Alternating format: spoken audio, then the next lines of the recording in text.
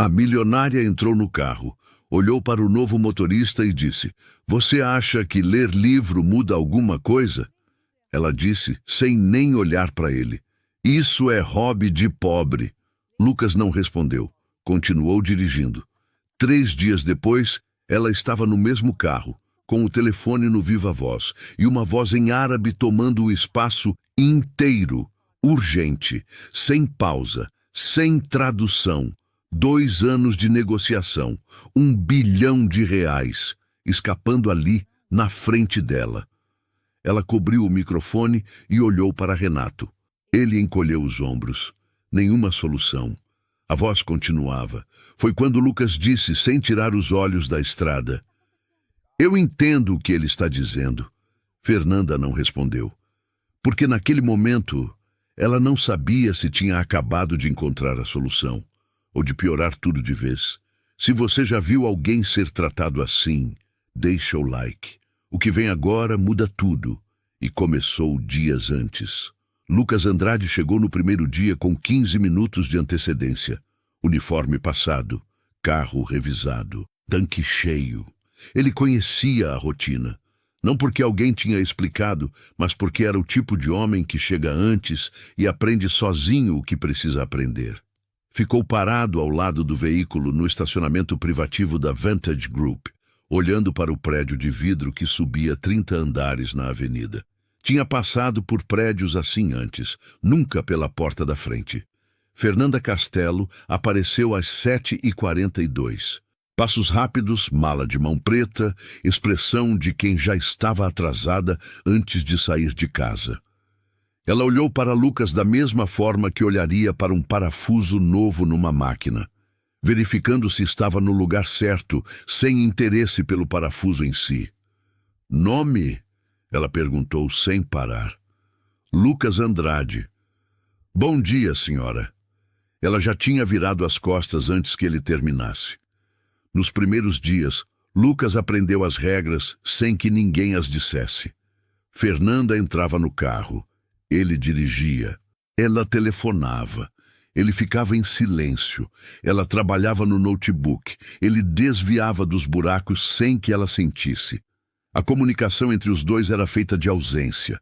Ela se comunicava não falando, e Lucas respondia não existindo mais do que o necessário. Quando ela falava, era para reclamar. O ar-condicionado estava frio demais. Ele ajustou. A música estava alta demais.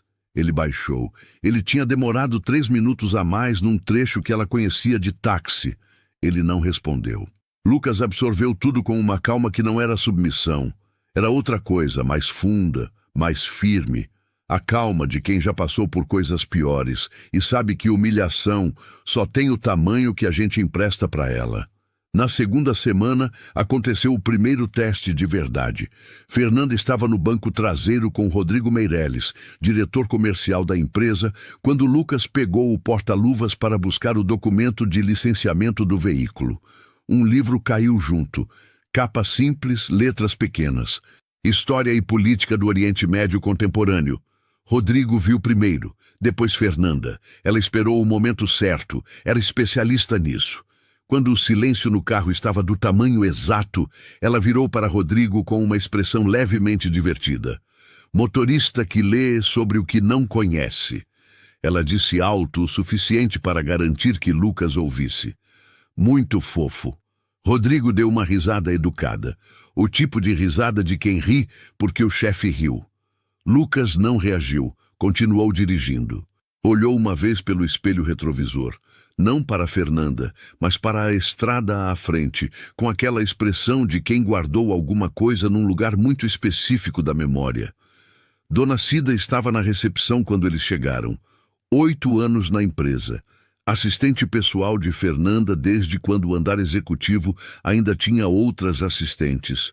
Todas foram embora por razões variadas, e Dona Cida ficou porque tinha aprendido a arte de ser indispensável sem jamais ser ameaçadora. Ela conhecia cada tom de voz de Fernanda, cada variação de humor, cada sinal de que a tempestade estava chegando. Mas naquele dia, enquanto observava Lucas atravessar o saguão em direção ao estacionamento, ela prestou atenção em outra coisa. Era a postura dele, a forma como ele andava depois de ter ouvido a piada, sem pressa, sem o ombro caído de quem foi atingido, sem a rigidez de quem está engolindo raiva. Dona Cida tinha passado anos aprendendo a ler pessoas em ambiente que pune quem lê errado. E o que ela leu naquele homem não era resignação, era paciência. Havia uma diferença enorme entre as duas, e ela ainda não sabia por que isso importava, mas sabia, com a certeza silenciosa de quem sobreviveu tempo suficiente, que importaria. Na manhã seguinte, quando Lucas chegou para o turno, ela o cumprimentou pelo nome pela primeira vez. Ele sorriu. O tipo de sorriso que aparece mesmo quando não deveria. Fernanda passou pelos dois sem olhar para nenhum dos dois. Mas do andar de cima, pela janela do escritório, outra figura observava o estacionamento. Renato Falcão, diretor financeiro, tinha chegado cedo, o que não era incomum. O que era incomum era ele ficar parado, sem o telefone na mão, olhando para um motorista novo com uma atenção que não combinava com o assunto. Ninguém notou. Eram 7h28 da manhã, e o andar executivo ainda estava vazio. Ninguém, exceto Dona Cida, que tinha saído mais cedo para buscar um documento e viu a silhueta de Renato na janela ao passar pelo corredor. Ela guardou aquilo, como sempre fazia com as coisas que o instinto registrava antes da razão entender. A ligação aconteceu numa terça-feira sem aviso. Fernanda estava ao telefone em inglês quando Lucas entrou na rodovia. Ela não se importava com a presença dele nesses momentos. Motoristas eram parte da paisagem, como o painel do carro ou o som do ar-condicionado, invisíveis por definição. A conversa era com um fornecedor americano, prazo, volume, cláusula de reajuste. Fernanda falava com a autoridade de quem nunca precisou convencer ninguém, apenas informar. A ligação durou 12 minutos. Quando ela desligou, ficou olhando para o notebook por alguns segundos, processando. Foi então que percebeu que Lucas estava presente. Não era novidade. Ele sempre estava presente. Mas naquele momento ela sentiu, de um jeito que não conseguia nomear, que ele tinha ouvido a ligação inteira, com atenção. "Entendeu alguma coisa?" ela perguntou. O tom era o de uma pergunta retórica, o tipo que não espera resposta porque já tem uma. Lucas levou um segundo. "Entendi sim", ele disse com calma. "O Sr. Harrington falou em Best Effort Delivery no trecho do prazo. No inglês do sul dos Estados Unidos, essa expressão tem um sentido específico. Quer dizer que o prazo é uma intenção, não uma obrigação contratual. Se a senhora aceitou nos termos que ele colocou, a cláusula pode não ter força legal em caso de atraso." O silêncio que se instalou no carro era diferente dos outros. Fernanda fechou o notebook devagar. "Você fala inglês?" ela disse. Afirmação, não pergunta. "Falo." Ela ficou olhando para o espelho retrovisor por um momento. Os olhos de Lucas na estrada, sem ansiedade, sem a necessidade de ser reconhecido que ela via em tanta gente ao redor. Então ela deu uma risada curta. A risada específica de quem reorganizou o mundo num segundo e voltou para o lugar de antes. Inglês hoje em dia qualquer um fala. YouTube ensina em 3 meses. Não é diferencial nenhum. Lucas respondeu sem tirar os olhos da estrada. "É verdade. Mas cada língua nova é uma porta que antes estava fechada.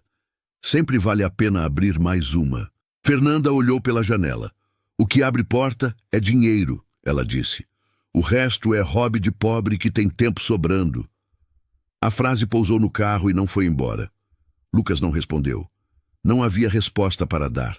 Havia apenas aquela calma, intacta, que Fernanda encontrava irritante de um jeito que ela não parava para examinar. Pessoas que deveriam se abalar e não se abalavam, tiravam ela do eixo. Ela preferia reações. Reações confirmavam que ela tinha poder sobre a situação. Silêncio confirmava outra coisa. Eles chegaram ao destino sem mais palavras. Naquela tarde, Dona Cida estava organizando documentos no corredor quando Fernanda passou e, sem parar, disse: "Levanta o histórico do motorista novo, Lucas Andrade. Quero saber o que ele tem." Dona Cida anotou. Não perguntou por quê. Anos de trabalho tinham ensinado que perguntar por quê acelerava a impaciência de Fernanda. Mas enquanto escrevia o nome, ela pensou na postura de Lucas no estacionamento, no sorriso que aparecia quando não devia, na silhueta de Renato na janela daquela manhã. Peças soltas, ainda sem forma. Ela puxou o histórico naquela mesma tarde.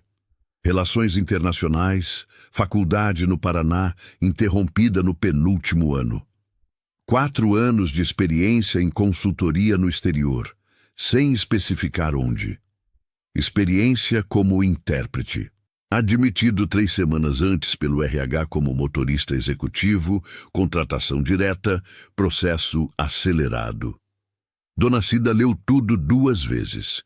Levou o relatório para Fernanda sem comentário. Fernanda passou os olhos, largou na mesa e voltou para o que estava fazendo. Mas Dona Cida saiu daquela sala com uma sensação que não saía. A de que tinha lido um texto com uma palavra faltando. Que havia algo entre as linhas do histórico de Lucas que o documento não dizia, mas que estava lá, esperando alguém perguntar a pergunta certa. Ninguém na Vantage tinha feito essa pergunta ainda. 2 dias depois, Renato Falcão entrou na sala de Fernanda com a porta fechada. Reunião de 30 minutos sem pauta registrada. Quando saiu, Dona Cida notou que ele estava levando uma pasta fina que não tinha quando entrou. Ela não viu o que havia dentro. Mas notou que Renato não foi para o próprio escritório depois. Foi direto para o elevador, para o estacionamento, para sair do prédio, num horário em que não havia nenhuma reunião externa na agenda dele. Dona Cida voltou para a mesa. Abriu o documento do histórico de Lucas. Ficou olhando para o nome por alguns segundos. Então fechou a tela e foi buscar um café, porque algumas coisas precisam de tempo antes de virar certeza.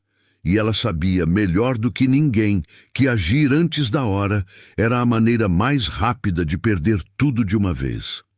O que ela não sabia era quanto tempo ainda tinha. A reunião de conselho estava marcada para as 14 horas. Lucas saiu com Fernanda e Renato às 13h15. Trânsito leve, céu limpo, rota conhecida. Fernanda abriu o notebook assim que o carro fechou. Renato revisava documentos numa pasta apoiada no joelho, caneta na mão, expressão concentrada. Lucas dirigia. Os primeiros 20 minutos foram iguais a todos os outros. Silêncio de trabalho. O tipo que não pede para ser preenchido. Lucas manteve a velocidade constante, trocou de faixa 2 vezes sem que ninguém sentisse e pensava no trecho da rodovia à frente quando o telefone de Fernanda tocou. Número internacional, prefixo que ela não reconheceu. Ela atendeu com a frieza de sempre. A voz do outro lado falou em árabe. Lucas ouviu as primeiras palavras e ficou quieto. Manteve os olhos na estrada, mas a atenção tinha se deslocado, completamente, sem que ninguém percebesse. Fernanda pediu que o homem repetisse em inglês. A voz respondeu ainda em árabe, com urgência crescente. Ela cobriu o telefone e olhou para Renato. "Precisamos de um tradutor. Agora." Renato já estava no celular, ligando para o Departamento de Relações Internacionais. Esperou. Desligou. Ligou de novo para outro número. Balançou a cabeça. "A Patrícia está em reunião. O backup não atende." A voz árabe continuava do outro lado. Não com raiva, mas com a urgência de quem tem um prazo e está sendo educado por uma questão de forma, não de convicção. Fernanda conseguia captar o suficiente pelo tom. Havia uma decisão envolvida. Havia outro grupo esperando. Havia um limite de tempo que ela não conseguia medir porque não entendia as palavras. 2 anos de negociação com o fundo Al-Rashidi. Um contrato de infraestrutura no Oriente Médio renovável por 5 anos. O maior da história da Vantage. E ela estava numa rodovia segurando um telefone como se fosse uma peça que ela não sabia encaixar. Eu entendo o que ele está dizendo. A voz veio do banco da frente. Calma, sem drama, com aquela precisão de quem não está se oferecendo, está apenas colocando um fato sobre a mesa. Fernanda olhou para o espelho retrovisor. Lucas esperava, os olhos divididos entre a estrada e o reflexo dela, sem ansiedade, sem a pressa de quem quer provar alguma coisa, com uma confiança quieta que ela reconheceu, porque era a mesma expressão que ela própria usava quando sabia que era a pessoa mais capaz na sala. Renato, ao lado dela, ficou absolutamente imóvel. Você? Fernanda falou. A palavra carregava tudo que ela não disse. O livro, a piada, o hobby de pobre, as semanas de silêncio no banco da frente. Sou intérprete, Lucas disse. Árabe fluente, dialeto levantino e padrão moderno. Posso traduzir a ligação agora, mas vou precisar parar o carro para ter atenção total. O telefone continuava ativo. A voz esperava. Fernanda olhou para Renato. Ele encolheu os ombros, a expressão de quem não tinha solução melhor. Mas havia algo nos olhos dele que não combinava com o encolher de ombros. Uma rigidez pequena demais para ser notada por quem não estava procurando. Fernanda olhou de volta para o espelho. Se você estragar isso, ela disse, está demitido. Se eu estragar isso, Lucas respondeu, eu mesmo peço demissão. Ela ativou o viva-voz. Lucas encostou o carro no acostamento com calma e pegou o telefone com as 2 mãos. O que aconteceu nos 22 minutos seguintes, ninguém no andar executivo da Vantage esperava ver. E quem viu, nunca esqueceu. Lucas não apenas traduziu. Ele ouviu o assessor do Sheik com a atenção de quem entende não só as palavras, mas o que está por baixo delas. Respondeu no dialeto certo, com o registro certo, com a formalidade que aquele momento pedia. Quando Fernanda interrompeu por não saber o que estava sendo dito, ele suavizou a interrupção de um jeito que o assessor não percebeu como ruptura. Em determinado momento disse algo em árabe que fez o assessor dar uma risada, e o tom da conversa inteira mudou. De negociação para diálogo, de transação para confiança. Fernanda ficou olhando para a nuca de Lucas, como se estivesse vendo pela primeira vez o objeto que usava como apoio de porta. Renato ficou olhando pela janela com uma expressão fechada, imóvel demais para ser só concentração. Quando a ligação terminou, o assessor havia confirmado a reunião em Dubai, a assinatura encaminhada, 2 anos de negociação intactos. O carro ficou em silêncio. Fernanda olhou para o telefone na própria mão por alguns segundos. Depois, olhou para o espelho. Por que você está dirigindo meu carro? Lucas contou. O pai que adoeceu. O diploma engavetado. Os anos trabalhando no exterior como intérprete e consultor. As dívidas que chegaram antes das oportunidades. A vaga de motorista que pagava mais rápido e exigia menos explicações. Fernanda escutou sem interromper. Renato também escutou. Mas enquanto Fernanda estava processando, Renato estava calculando, porque o plano que ele havia construído com cuidado ao longo de meses dependia de que essa negociação não avançasse. E Lucas, num acostamento de rodovia, tinha acabado de destruir a peça mais importante desse plano. Fernanda fechou o notebook. Olhou pela janela por um longo momento. Pode seguir. Lucas colocou o carro em movimento. Mas o silêncio daquela viagem de volta não era o mesmo de antes. Era outro tipo de silêncio. O tipo que vem depois de uma revelação que ainda não terminou de se instalar. E no banco traseiro, enquanto Fernanda processava o que tinha acabado de acontecer, Renato Falcão já estava decidindo o que precisava fazer a seguir. Na manhã seguinte, Fernanda chegou mais cedo do que o habitual. Não era sinal de bom humor. Era sinal de que alguma coisa estava se movendo na cabeça dela. Dona Cida reconheceu o ritmo dos passos no corredor antes mesmo de ver o rosto. Passos assim significavam decisão tomada e executando. Fernanda parou na porta da sala de Dona Cida.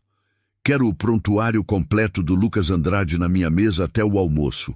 RH, contratos anteriores, referências, tudo. Virou e foi embora antes de qualquer resposta. Dona Cida ficou parada por um segundo. Depois pegou o telefone e começou a ligar.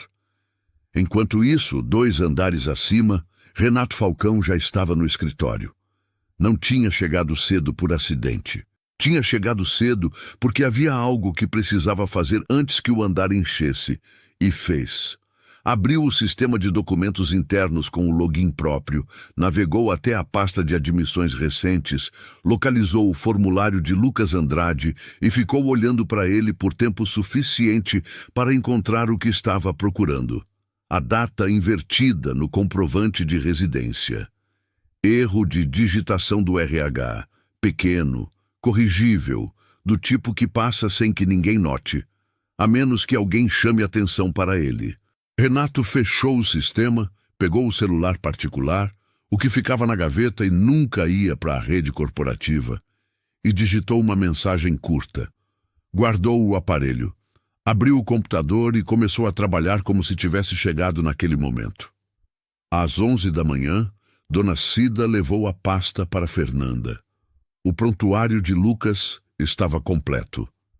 Ficha de admissão, documentos de identidade, comprovante de residência, carta de referência de um escritório de consultoria com endereço em Beirute. Tudo conferido pelo RH no processo de contratação, 3 semanas antes. Fernanda folheou, parou numa página, voltou para outra, fechou a pasta. Tem uma incongruência aqui, ela disse. A data do comprovante não fecha com a data de entrada no Brasil que ele declarou no formulário. Quero que o RH explique. Dona Cida olhou para a pasta. Levou para o RH naquela hora. A resposta voltou em 40 minutos. Erro de digitação no formulário de admissão. Quem preencheu tinha invertido o mês e o dia. O documento era válido, a data correta estava no próprio comprovante. O erro era do sistema interno. Simples, explicável, corrigível em 5 minutos. Mas Fernanda já tinha sido avisada antes de ver a pasta. Alguém tinha chegado antes de Dona Cida, antes do prontuário, antes da leitura, e plantado a dúvida no lugar certo, na hora certa, com a precisão de quem sabia exatamente como Fernanda funcionava. Mostre uma inconsistência a ela, e ela vai puxar o fio até o fim. Dona Cida levou a explicação para Fernanda. Renato estava na sala quando ela chegou, em pé perto da janela, postura relaxada, como alguém que estava apenas aproveitando a vista. Mas ele estava lá, e não havia motivo para ele estar lá. A explicação do RH, Dona Cida disse entregando o papel. Fernanda pegou, leu. Virou para Renato com uma expressão que Dona Cida não conseguiu decifrar. Não era consulta, era confirmação. Como se ela estivesse checando uma resposta que já tinha. Deixa aqui. Pode sair. Dona Cida saiu. Ficou no corredor, imóvel, porque o instinto de 8 anos dizia que a decisão que estava sendo tomada naquela sala ia mudar alguma coisa, e que ela precisava saber qual. 2 minutos depois, Fernanda foi direto ao RH. Renato saiu logo atrás, passou por Dona Cida sem olhar e voltou para o próprio escritório com a tranquilidade específica de quem acabou de ver um plano funcionar. A ligação para Lucas saiu meia hora depois. Dona Cida estava perto da recepção quando a moça do RH discou. Viu a expressão dela, desconforto puro, o olhar de quem está cumprindo uma ordem que não escolheu e não entende completamente. A moça desligou sem conseguir olhar para Dona Cida. Lucas chegou 20 minutos depois, pontual, uniforme, com aquela postura que Dona Cida tinha aprendido a reconhecer. Entrou na sala do RH. A porta fechou. Dona Cida ficou parada no corredor. Esperou. O andar funcionava ao redor dela, impressora, telefone, conversa ao fundo, como se nada estivesse acontecendo, como se não houvesse nada de errado. A porta abriu 20 minutos depois. Lucas saiu sem o crachá. Parou por um segundo no corredor, como alguém que precisa se orientar depois de receber uma notícia que não estava esperando.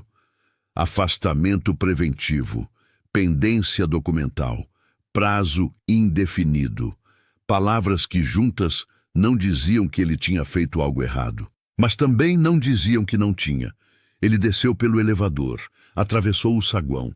Dona Cida estava na recepção. Ela viu o rosto dele quando passou.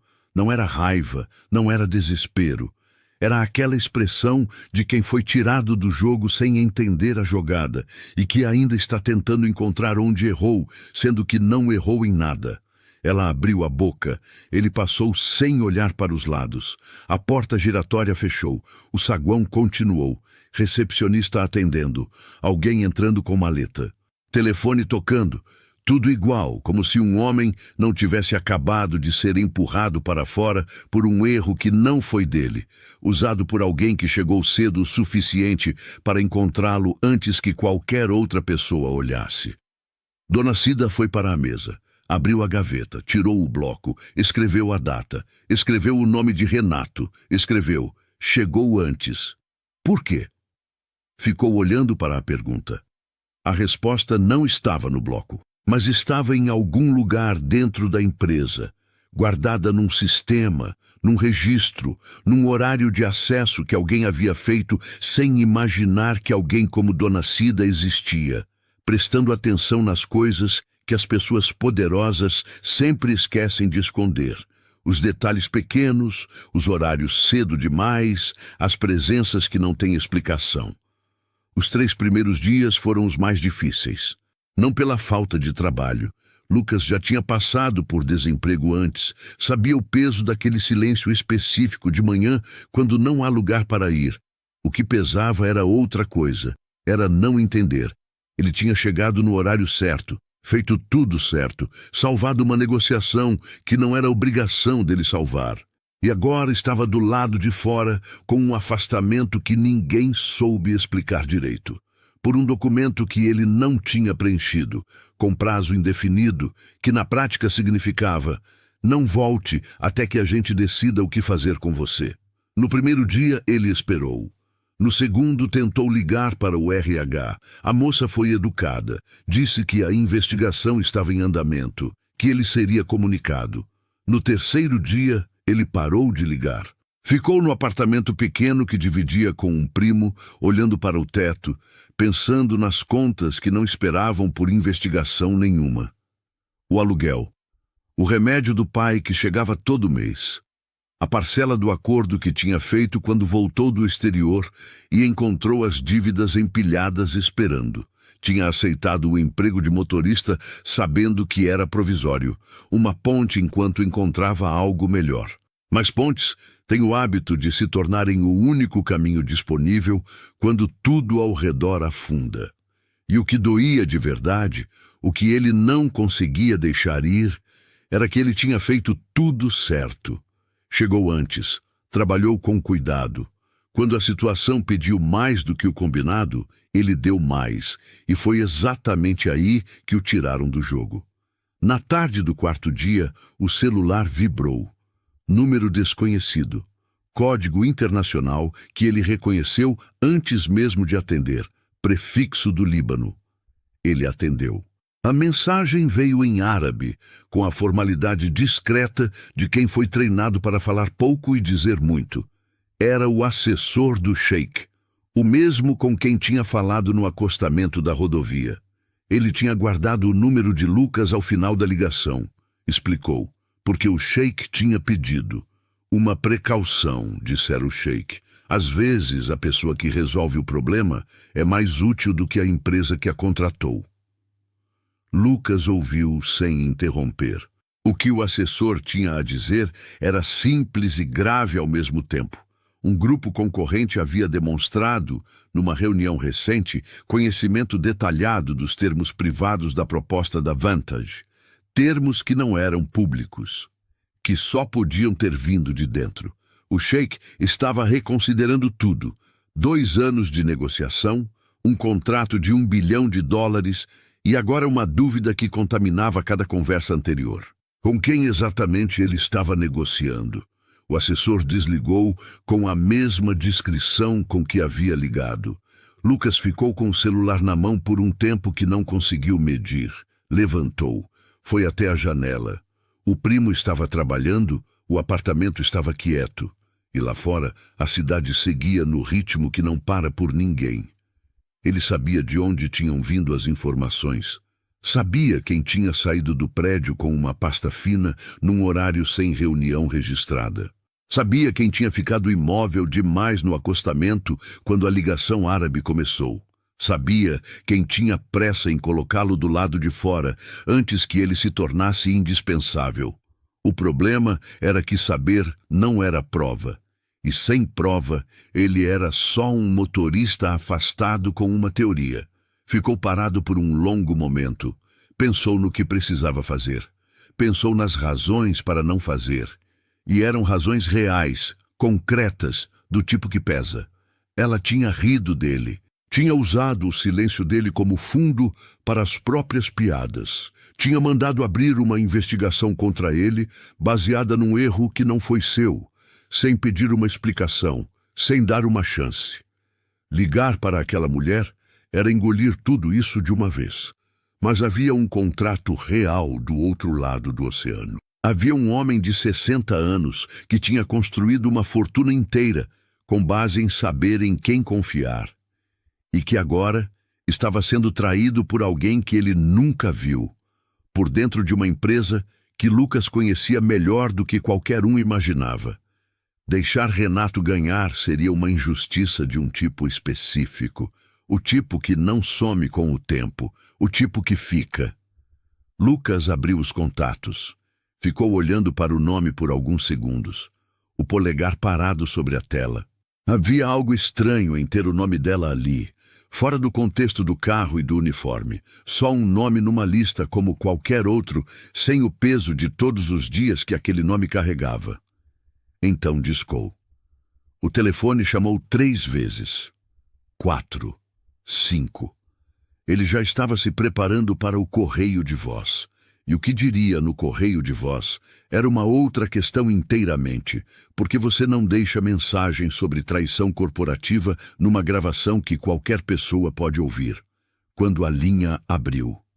Seca, direta, com aquela impaciência de quem atende número desconhecido apenas porque não pode se dar ao luxo de perder informação importante. Fernanda Castelo. Lucas respirou fundo. Uma vez. Só uma. Aqui é Lucas Andrade. Ele disse. Eu sei que a senhora não tem motivo para me ouvir agora, mas o que eu tenho a dizer não é sobre mim. É sobre o contrato com o fundo Al-Rashid e sobre quem está trabalhando para afundá-lo de dentro da Vantage. O silêncio que se seguiu era diferente de todos os outros que ele tinha vivido naqueles dias. Não era o silêncio de quem vai desligar. Era o silêncio de quem está ouvindo. Fernanda não disse para ele ir até a empresa. Disse um endereço, um café no centro, neutro, sem câmeras corporativas, sem funcionário que pudesse passar a informação adiante. Lucas reconheceu a escolha pelo que era, não confiança, mas inteligência. Ela não sabia ainda o que ele tinha. Queria ouvir antes de decidir se aquilo existia. Ele chegou primeiro, pediu um café, esperou. Fernanda chegou exatos 3 minutos depois do horário combinado. Pontualidade calculada, o tipo que chega depois para entrar numa sala já avaliando. Ela se sentou sem cumprimento, cruzou as mãos sobre a mesa e olhou para ele com aquela expressão que ele conhecia bem. A expressão de quem ainda não decidiu se a pessoa do outro lado é útil ou um problema. Fala, ela disse. Lucas falou. Contou sobre a ligação do assessor. Contou o que o homem tinha dito sobre os termos vazados. Contou o que tinha visto no dia em que Renato saiu do prédio com a pasta fina sem reunião na agenda. Contou sobre o celular particular, sobre a rigidez no acostamento, sobre o olhar que não combinava com o encolher de ombros. Fernanda ouviu tudo sem interromper, sem expressão, com aquela atenção que em outros contextos ele teria chamado de fria, mas que agora reconhecia como a concentração de alguém que está montando um quebra-cabeça em tempo real e não quer perder nenhuma peça. Quando ele terminou, ela ficou quieta por alguns segundos. "Isso é impressão", ela disse. "Não é prova." "Eu sei", Lucas respondeu. "Por isso estou aqui e não em outro lugar." Outro silêncio, mais curto. "O que você quer em troca?"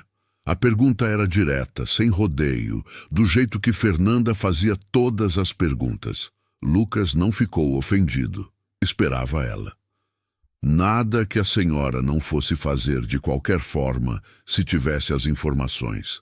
Quero que o contrato não afunde por causa de alguém que trabalhou 2 anos para destruí-lo por dentro. O resto não é da minha conta." Fernanda estudou o rosto dele por um momento longo. Depois, tirou o telefone do bolso e mandou uma mensagem. "Dona Cida vai te ligar em 15 minutos, ela disse levantando.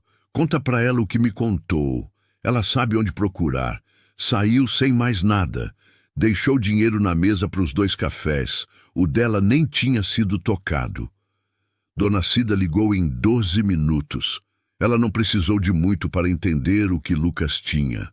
Na verdade, ela já tinha metade. As anotações no bloco, a data do erro, o nome de Renato, com o ponto de interrogação que ficara sem resposta por dias. O que Lucas trouxe foi a outra metade. O nome do grupo concorrente que o assessor tinha mencionado e a data da reunião em que os termos apareceram. "Dá para rastrear", Dona Cida disse, com a voz calma de quem acabou de encontrar o fio que estava procurando. "Se passou pelo sistema da empresa, tem registro. Preciso de um dia. Ela precisou de menos." Na manhã seguinte, Dona Cida tinha na tela o que estava procurando. Um acesso ao servidor de documentos confidenciais feito fora do horário comercial, 3 semanas antes da reunião do grupo concorrente. Login de Renato Falcão. Arquivo. Proposta técnica Al-Rashid, versão final, aberto, copiado, fechado, 6 minutos de acesso. Limpo, discreto, do jeito que Renato fazia tudo, com paciência de quem construiu confiança durante anos, exatamente para ter esse tipo de acesso, sem que ninguém estranhasse. Dona Cida também encontrou a transferência. Não estava escondida de forma óbvia. Estava diluída entre pagamentos de consultoria externa, com nome de empresa que existia no papel, mas não tinha endereço real verificável. Pequena o suficiente para não disparar alertas automáticos. Grande o suficiente para ser significativa. Ela imprimiu tudo, colocou numa pasta, levou para Fernanda. Fernanda ficou na sala sozinha por 40 minutos com aquela pasta. Quando chamou Renato, a voz era a mesma de sempre, seca, direta, sem sinal de tempestade. Ele entrou com a postura de sempre, pasta debaixo do braço, expressão de quem vai resolver mais um problema do dia. Quando viu o que estava na mesa, a postura durou mais 3 segundos. Depois desabou. Não com drama. Renato não era o tipo de homem que fazia drama. Desabou com o silêncio específico de quem percebe que não tem mais nenhuma peça para mover. A demissão foi imediata, sem negociação, sem período de transição, sem despedida no corredor. Segurança acompanhou ele até o elevador com uma caixa de pertences pessoais que a assistente tinha preparado enquanto a reunião acontecia. A porta fechou. O andar executivo respirou de um jeito que não respirava fazia tempo. Fernanda ficou sozinha no escritório por 2 horas depois disso. Ninguém entrou. Ninguém foi chamado. Dona Cida ficou do lado de fora, com a porta fechada, e trabalhou em silêncio, como havia aprendido a fazer nos momentos em que Fernanda precisava de espaço para processar o que não cabia em relatório nenhum. Quando a porta abriu, Fernanda caminhou até a sala de reuniões pequena no fim do corredor. A que não tinha janela para o andar, a que ela usava quando queria uma conversa que não fosse vista. Ligou para Lucas. "Preciso que você venha amanhã cedo", ela disse. "Tem um cargo que ficou vago, de uma forma que eu não esperava e que precisa ser preenchido por alguém que eu sei que é capaz. Vamos conversar sobre isso." Lucas ficou quieto por um segundo. "Que cargo?" ele perguntou. "Diretor de Relações Internacionais", ela respondeu. "E antes que você pergunte, não é pelo contrato, é porque eu errei a leitura. E eu não erro a leitura 2 vezes." Ela desligou. Do outro lado da linha, Lucas ficou com o telefone na mão por um longo momento. E pela primeira vez em muitos dias, o apartamento pequeno não parecia tão pequeno assim. A reunião em Dubai estava marcada para as 10 da manhã.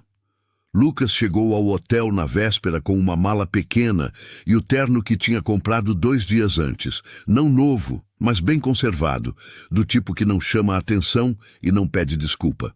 Ele passou a noite revisando os termos do contrato em árabe e em português, não porque precisava decorar, mas porque queria entrar naquela sala sabendo cada detalhe de cor, sem precisar consultar nada, sem hesitar em nenhuma vírgula.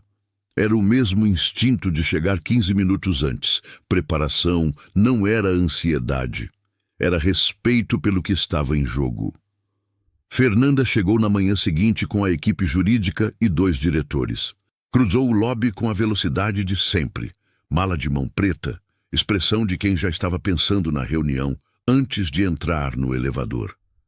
Quando passou por Lucas, parou por um segundo. O que para ela era equivalente a uma pausa longa. "Dormiu?" ela perguntou. "Sim, eu não", ela disse, e seguiu em frente. Era o máximo de humanidade que ela conseguia oferecer antes de uma reunião de $1 bilhão.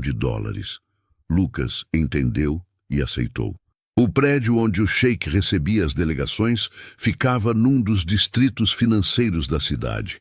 Vidro e aço por fora, madeira escura e silêncio por dentro, o tipo de ambiente construído para comunicar que o tempo das pessoas que trabalham ali tem um valor que a maioria nunca vai calcular. A delegação da Vantage foi recebida por 2 assessores na entrada e conduzida até uma sala de reuniões no 10º andar com vista para o Golfo. Lucas entrou um passo atrás de Fernanda, como combinado. O Sheikh Mansur estava de pé quando a porta abriu. Era um homem de 60 anos, com a postura de quem nunca precisou provar nada a ninguém, não por arrogância, mas porque a trajetória toda tinha sido prova suficiente. Terno discreto, barba bem aparada, olhos que avaliavam com uma precisão que não tinha nada de hostil. A inteligência dele funcionava como radar, não como arma. Ele cumprimentou Fernanda com a formalidade adequada. Cumprimentou os diretores. E então seus olhos encontraram Lucas, e algo mudou na expressão dele. Não muito, o suficiente para quem estava prestando atenção. Ele deu um passo à frente. Cumprimentou Lucas pelo nome, em árabe, com a formalidade específica reservada a alguém de respeito genuíno, não a formalidade protocolar de quem está sendo educado com um subordinado. A outra, mais rara, de quem reconhece alguém de igual para igual, independente do cargo que está escrito no crachá. E foi difícil convencer sua chefe de que você era a pessoa certa? Ele perguntou em árabe, com um sorriso discreto que chegou apenas aos olhos. Lucas respondeu sem hesitar. Ela chegou lá sozinha. Só precisou do tempo certo. O sheik olhou para Fernanda com a expressão de quem acabou de ouvir algo que confirma uma intuição antiga. Fernanda não entendeu as palavras, mas entendeu o tom, entendeu o gesto e entendeu o olhar do sheik sobre ela com uma clareza que não precisava de tradução. Era o olhar de alguém que reconhece uma pessoa que aprendeu algo verdadeiro. Ela não disse nada, mas anotou. A reunião durou 3 horas e 20 minutos.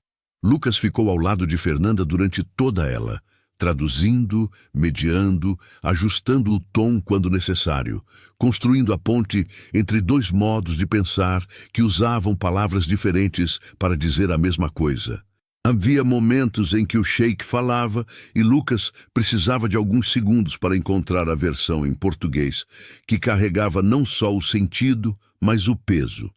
Porque em árabe, algumas palavras têm camadas que nenhuma tradução literal consegue carregar, e uma tradução errada seria pior que nenhuma tradução.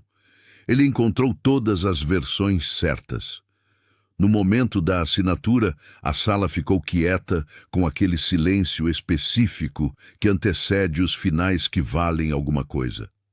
Fernanda assinou primeiro. O sheik assinou depois. Os assessores recolheram as vias com a eficiência de quem já fez isso antes e sabe que a cerimônia importa tanto quanto o papel. O sheik se levantou, estendeu a mão para Fernanda e depois para Lucas. Quando apertou a mão de Lucas, falou baixo, só para ele ouvir em árabe. Uniforme nunca foi destino. Fico feliz que alguém do outro lado soubesse disso. Lucas respondeu com uma só palavra, em árabe, que significa algo entre obrigado e que assim seja. Na volta ao hotel, a delegação da Vantage ocupou 2 carros. Fernanda e Lucas ficaram no mesmo, não por acidente, mas porque ela tinha pedido assim para o assistente sem explicar por quê. O percurso levou 20 minutos. Eles ficaram em silêncio a maior parte do tempo, olhando cada um pela janela do próprio lado. A cidade de Dubai passando lá fora com aquela luz específica do fim de tarde no Golfo Pérsico que faz tudo parecer feito de cobre. Foi Fernanda quem falou primeiro. Você tinha razão, ela disse, simples, sem adjetivo, sem rodeio, sobre as portas. Lucas levou um segundo para entender que ela estava se referindo à conversa no carro, semanas atrás. Cada língua nova é uma porta. E ela tinha respondido que o que abria a porta era dinheiro. Ele não disse que tinha razão. Não era o momento para isso. E não era o tipo de homem que guardava placar. Às vezes é as 2 coisas. Ele respondeu. Fernanda ficou quieta. Olhou pela janela por mais um momento. Depois, com aquela objetividade que era a única forma de emoção que ela sabia mostrar. Segunda-feira você assume o escritório. Dona Cida já preparou tudo. O carro parou na entrada do hotel. Fernanda saiu sem olhar para trás, porque ela nunca olhava para trás, e Lucas já sabia disso. Ele ficou sentado por mais um segundo, sozinho no banco traseiro, olhando para o prédio iluminado lá fora. Depois sorriu, o tipo de sorriso que aparece mesmo quando não deveria. Pegou a mala pequena e entrou. Tem gente que passa a vida inteira sendo subestimada. Não porque não é capaz, mas porque ninguém parou para olhar de verdade. E às vezes, tudo que separa uma pessoa invisível de alguém indispensável é uma única oportunidade. Se essa história te fez pensar em alguém ou em você mesmo, deixa o like e me conta aqui nos comentários.